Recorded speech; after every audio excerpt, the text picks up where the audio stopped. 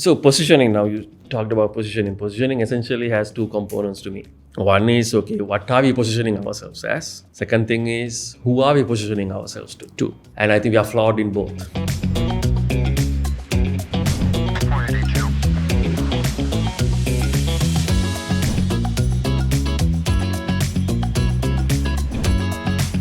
Hello, you're with the Rocketship Experience, and in the studio with us today is Vickum Nawagamuwage, who is the Chief Executive and founder of Santani Wellness Resort and Spa. And Vickum's here to talk to us about keeping the eye on the price, how to position Sri Lanka in the global market for travel. Let's start with the story of Santani and particularly wellness tourism, right?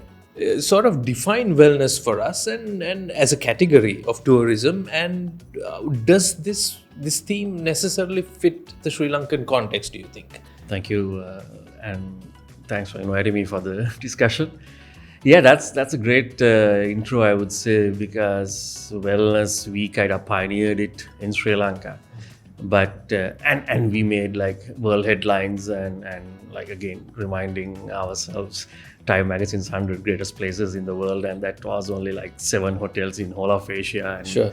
In the whole list, we had about 40 hotels. So to get there, it's not about just food and nice location and nice architecture and good service. It has to be something more than that. And that kind of lies in the wellness story. Right. You asked for the definition of wellness. That's the interesting part. So, I mean, from a strategy point of view, from Santani strategy point of view, we were like very basic entrepreneurs who started from scratch. Right. No family background, no family money, nothing like that, right? And we were competing not just in Sri Lanka, because we didn't have any competition in Sri Lanka on wellness, but we were competing with the big players globally, from one end in the Himalayas to Shivasams to places like that. And my strategy was, okay, if I had to play their game, we are never going to be successful, because they have done that for 30 years. They have big, deep pockets. So if we tried to do what they were trying to do, we are never going to make it. So what my strategy was to change the game, change the narrative of what wellness. And the first thing I came with something called Wellness 2.0. And kind of I put all of these other existing players as Wellness 2.1, Wellness 0.1. Whereas we came up and said we are doing Wellness 2.0. Is that a marketing spin, or that is there was something? A marketing spin, but Right. but there is substance behind it. Otherwise, you still won't get to that level of recognition. Sure, Right? You just can't do a marketing spin without substance. So where the substance comes is like, to me, wellness is the biggest human need at this point in the whole world. And I'm not talking about wellness travel. I'm talking about wellness is, and travel is just one solution for that need. There are multiple solutions that's coming in, from digital space to doctors to a lot of different things. But so wellness tourism is part of it. But so what is wellness? Why is, so this kind of stems from this whole issue we are facing as a world, as humanity, with stress and mental health. I mean, these things have become a pandemic. But 30 years ago, we didn't even have these things in our vocabulary. Sure. When we talk about mental health, we talk about going to Angoda, right? That's the kind of context, how the context has changed. So what has happened throughout the world is this demand was created and solutions came up without understanding what actually changed, right? No one has gone and thought of what happened maybe 25, 30 years ago for suddenly stress to become a pandemic, for mental health to become a pandemic, right? So we kind of started there, and to me, that's an evolutionary process. And so stress, essentially, we start with the division of stress, is essentially when you can't do what you have to do. Because if you can easily do what you have to do, things are easy, you just go on. But when you can't do what you have to do, you get stressed. Sure. You have struggles in your mind, right? So this is though what evolution was all about. As animals came into a certain situation where they couldn't do what they had to do, and then some species were better at doing it and they progressed, right? So what's happening now? But this doesn't happen all the time. So you have these peaks where suddenly something difficult comes in. Sure. So what's going on now is, So what is the 2.0 then? Yeah, 2.2 is now, it starts with what's going on now. So what we are, as humanity, what we are facing is a new kind of a stress that we never had before. which is information coming at a more faster pace than we ever had because of the internet. We never had the internet or the smartphones and stuff like that, and we never had information coming at the same pace that we are getting it today. So we can't manage it. So we started basically saying, look, then this is existential evolutionary crisis, a revolution that's happening, right? So we need to deal with that. And when you have to deal with that, if common chronic diseases are pulling you down, your chances of making it is diminished. And this is what COVID told us as well, right? People who didn't make it were not fit enough from an evolutionary point of view. Sure. Either because they were old or they had predisposed conditions. Sure. So whenever you have predisposed conditions, it's difficult, especially when there is something bigger going on. Like COVID was, like we always had chronic diseases, like before COVID came. But when COVID came, we had to deal with that as well as deal with these things, and we didn't make it. Sure. Just put some context into this, Vickum. So you lead, or you are the founder of a wellness resort in the mountains of Kandy. How many kilometers from Kandy roughly? It's about 34 kilometers from Kandy. Okay, so it's a fair distance away from Kandy. It's in a fairly isolated place. Obviously a salubrious, calming environment, but this is not the draw itself, right? What does wellness translate into? What does wellness translate to? Wellness 2.0 translate into at Santani? Yeah, so that's essentially then, in that context, what it translates to is preventative care. Right. Because if you actually are sick and try to deal with that and to deal with this evolutionary change, your chances are less. But if you are at your best state possible, right, then you have a better chance of dealing with these bigger issues. So the whole idea of Wellness 2.2 is bring you to your best state and make it a preventative kind of a paradigm from a healthcare point of view, so that you have a better chance of dealing with this evolutionary change that we are going through. So it's one thing to have a vision for a product, important. You clearly have that, you articulate that quite well here. How do you translate this into something tangible for a guest who's traveled several thousand kilometers, who had the option of Indonesia or any other location also known for wellness 1.0 or whatever that is? Yeah, I think that comes with your vision and your hunger, I would say. Right? Because first you need to know what you need to deliver. Right. And yes. Without knowing that, you can't deliver. You don't know what you're doing. You will be just scrambling different things. And that's what happens in the wellness world right now, because there's demand. People are putting some spas, putting some machines. There are so many things that has come up and call it wellness. But that was not how we started. As I just described, we had a very clear vision and we had a very clear idea of what to deliver. And that is the starting point. When you know that, and then if you put your brains behind it and your efforts behind it, it happens. And also taking that challenge of going against the grain. Everyone was saying like I was crazy. What is this guy? He has never done a hotel and he's trying to do something more than a hotel. We're going into wellness and in a place that's 1 hour away from Kandy, which is not in this traditional round trip tour. We are not going to sell it. But we are the best-selling property in Sri Lanka right now. So you have to take these risks, but those risks has to obviously be kind of evaluated based on market needs. And market need was there. As I said, to me, the wellness is the biggest human need. And then you need to design the product in such a way that the product value proposition is there as well and meets the market needs. Once you do that, it's just plain sailing. So we associate a few things with wellness. We associate meditation, we just associate yoga, we associate spas and stuff like that. If you take these components that go towards building what we traditionally associate with wellness, how do you create something special out of this? Because the components are known, more or less, I would think. So again, what you said were just components that were created as solutions without understanding the bigger problem, right? Sure. So for us, biggest within that context, the main kind of focal area was toxins. Right? Everyone is starting to talk about detoxing and cleansing, and those spa and these other things were tools to do that. Right. So the need was actually detoxing to get rid of, move from a curative paradigm to a preventative paradigm. But then the definition of toxins was completely flawed in the whole world. It still is. We all think that toxins come from processed foods that we eat because they have chemicals, or the standard vegetables and fruits and the pesticide residues or the fertilizer residues we have in these things. So we have created like almost $1 trillion industry called organic food. And we think by eating organic food, we won't get any of these things into us, right? Because they don't have pesticides and fertilizer and things like that, right? Understand, yeah. But the original detoxing cleansing process is called Panchakarma that came from Ayurveda. And this happened 3,000 years ago in Himalayas. Now, 3,000 years ago in Himalayas, there was no pesticides, there was no fertilizer, there was no processed foods. They had the best water, the best air, best everything possible. So what were they detoxing 3,000 years ago? It has nothing to do with organic food, because they had organic food, the best organic food possible. Right? That's the question, and that's the level of thought that we put into Santani product. So then, a simple question I ask is, why do you breathe out?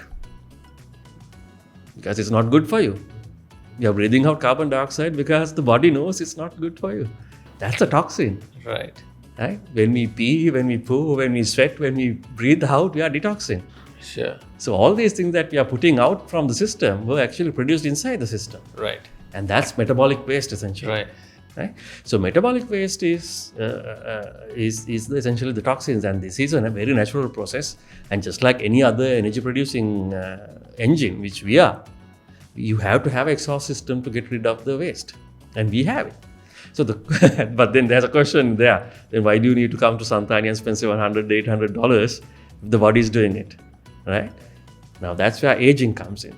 With aging, these processes slow down, and we don't efficiently breathe out, we don't efficiently sweat, we don't efficiently separate the toxins in the livers, in the kidneys and put it out. We don't efficiently, the digestion is not efficient. So certain things that should be out of the system remains in the system. Now the body needs help, little bit of help, right? Just like servicing your car. Sure. The older it is, the more so attention it needs. until you hit aging, the body takes care of itself. But then it comes to a point where it's not efficient and the body needs a little bit of help. And that's what we do. So just to clarify, you don't come from a background of medicine or Ayurveda, right? You were a consultant before you founded Santani. How did you make that leap? Not just to leisure or to hotels, but you created something different completely. Just common sense.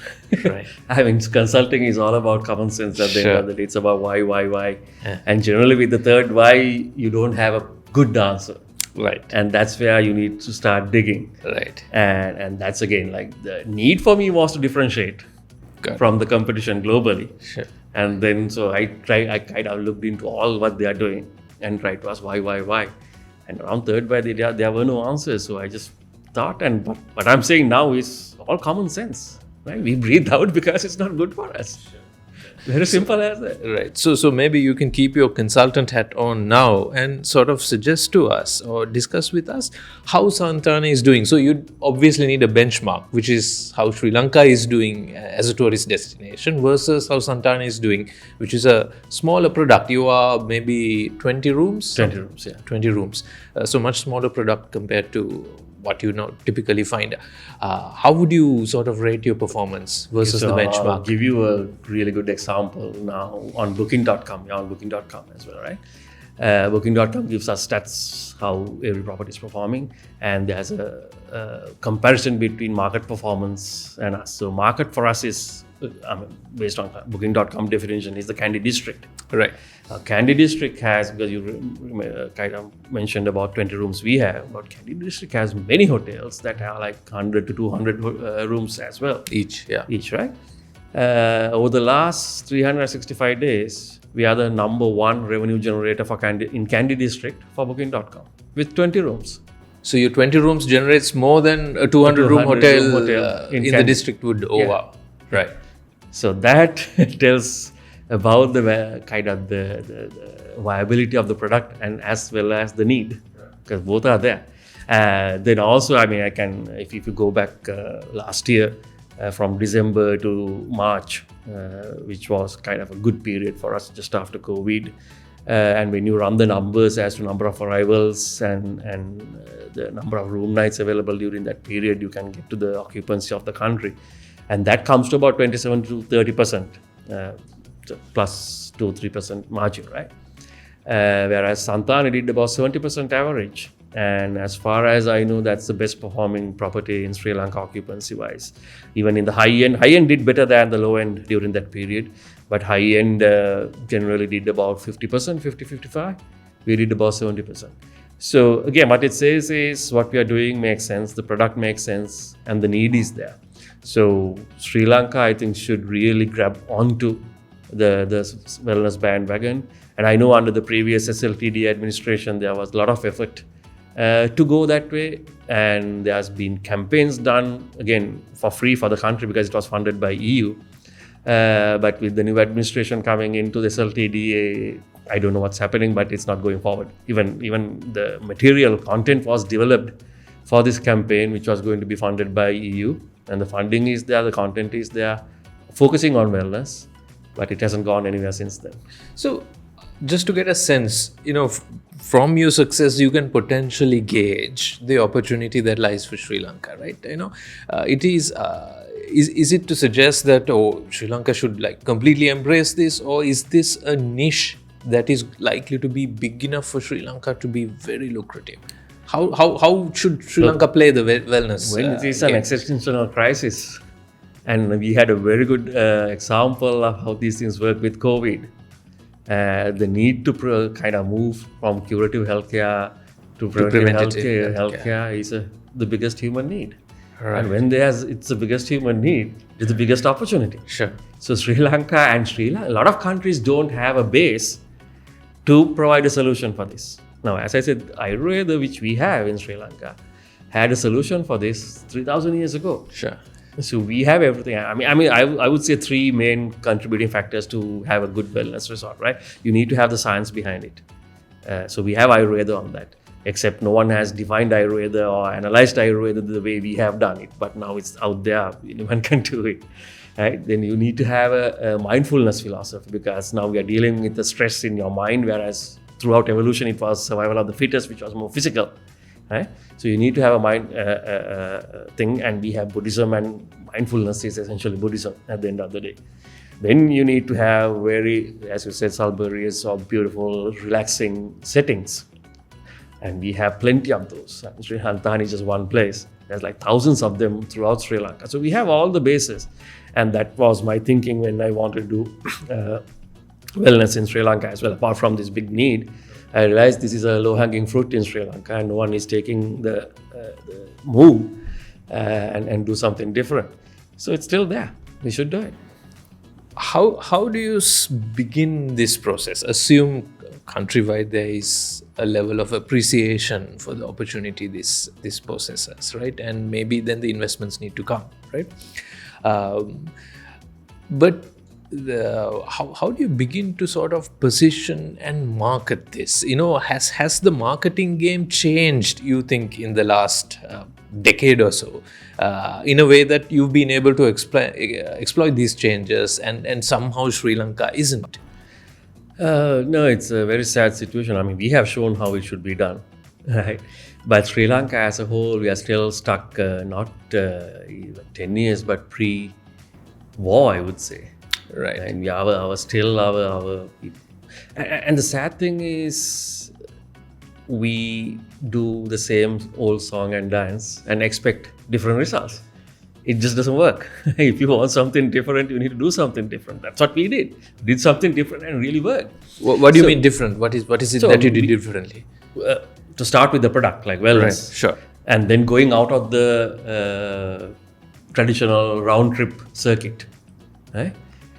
So those are simple things that you're not necessarily focused on going to a conferences, tourism conferences, and presenting the product.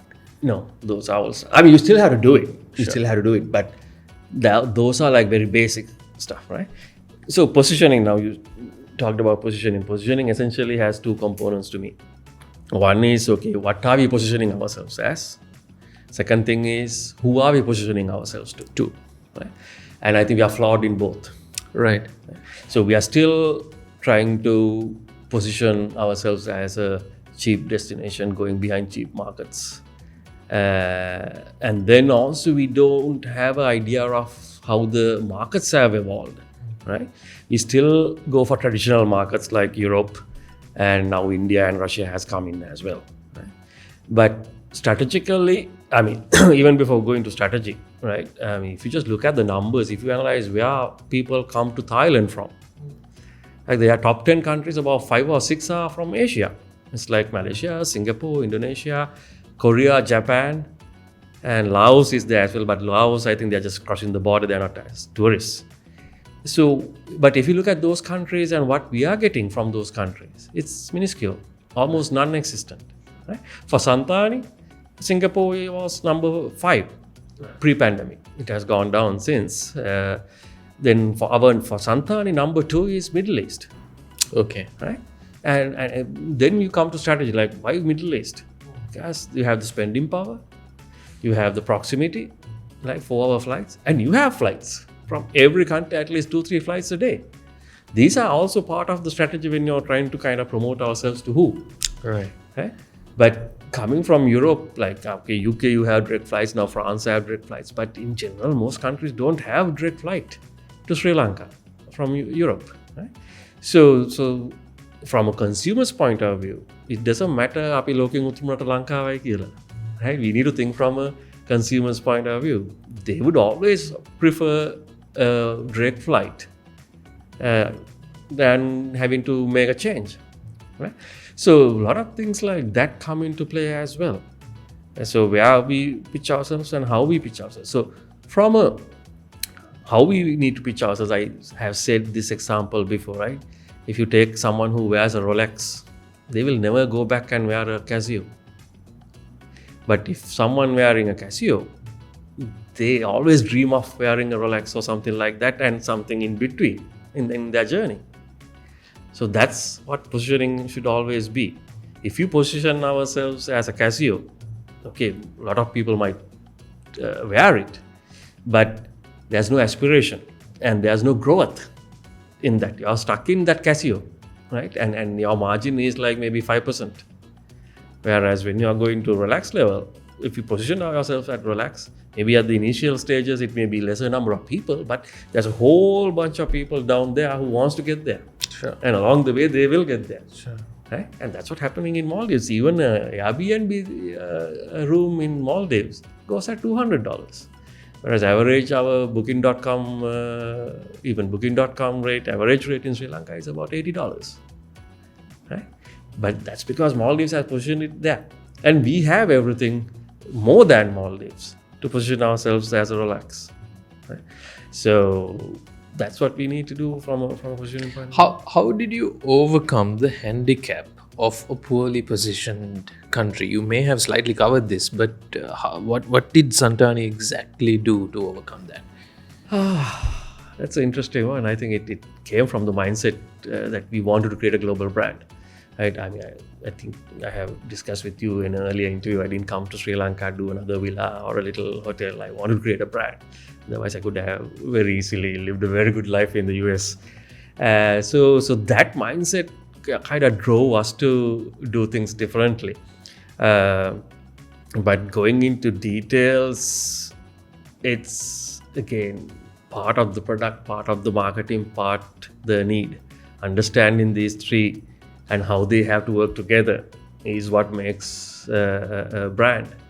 So, and we don't talk of brands in Sri Lanka, we just produce. And in tourism as well, I mean, again, like when you say Santani, I don't want to name others, but most brands, hotel brands in Sri Lanka are related to a specific place or specific thing in Sri Lanka, which you can't take globally because when it's specific to a place. But when you say Santani, it doesn't matter where it is. Santani can go anywhere. So that kind of thinking was there even when we were doing the naming. And it works. So right now we are actually working on multiple projects, expansion projects outside of Sri Lanka. Some of our guests who are willing to invest with us. Right. Yeah. Sure. Vickum, fantastic story that you have. You're very articulate about it. If you think Sri Lanka can pick up 1, 2, or 3 things from Santani's success, and you can suggest that, hey, this whole interview has been about that, right? But let's, in summary, in quick point form, what are those 1, 2, or 3 things that Sri Lanka can do learning from Santani's experience? I would say first thing, dream big. Sri Lanka doesn't dream big. We think within our like frog in the well mentality. Get out of it, dream big. Then do your research. Understand it from the consumer's point of view, not from your ego, not from looking at Lanka. Right? Third thing is just hard work. Simple as that. Hard work always work. Vickum Nawagamuwage, it was great to have had you on the Rocketship Experience and a great ambassador for tourism as always. Thank you.